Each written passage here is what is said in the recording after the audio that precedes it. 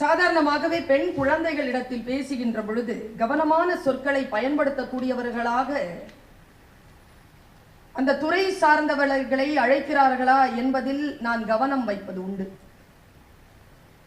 ஏனென்றால்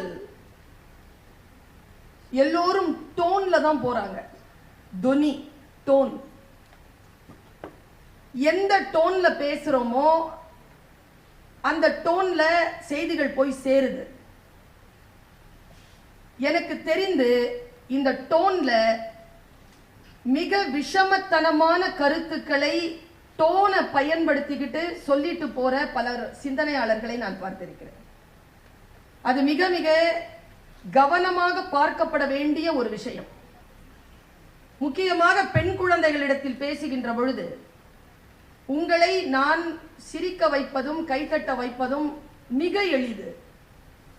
ஏனென்றால் உங்களுடைய வயது, நீங்கள் சார்ந்திருக்கக்கூடிய பாலினம், இது இரண்டையும் வச்சு மிக எளிமையாக உங்களை என்னால் அப்படி பாக்கெட்ல போட்டுட்டு ஜிப் பண்ணிட்டு என்னால் போயிட முடியும். ஆனால் என் நோக்கம் அது அல்ல.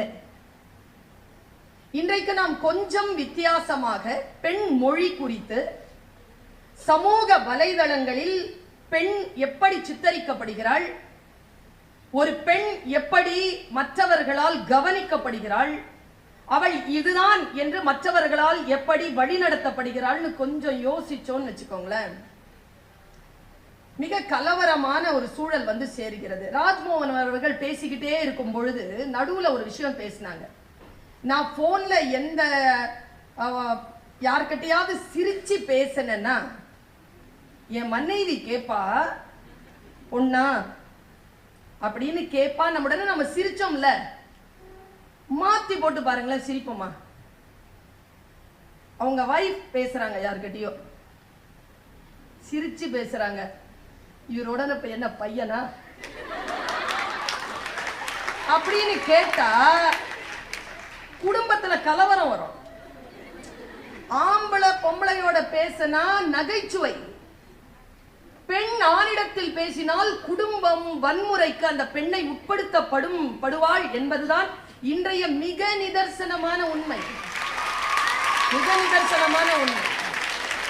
ஒரு பெண்ணினுடைய சுயம் இருக்குல்லப்பா, சுயம். என்கிட்ட ஒரு எனக்கு உண்மையாவே அவரை பார்த்தா கோவம் இருக்கு. ஏன்னா அதற்குள்ளாக ஒரு இவரை மட்டும் இல்லை, இந்த பெண்கள் குறித்து பேசுகின்ற ஆண்களை பார்க்கும் போதெல்லாம் அவ்வளவு கோபம் இருக்கு. ஏன் தெரியுமா? அவர்களுக்கு உள்ளே ஒரு சிறிய அரசியல் ஓடுகிறது.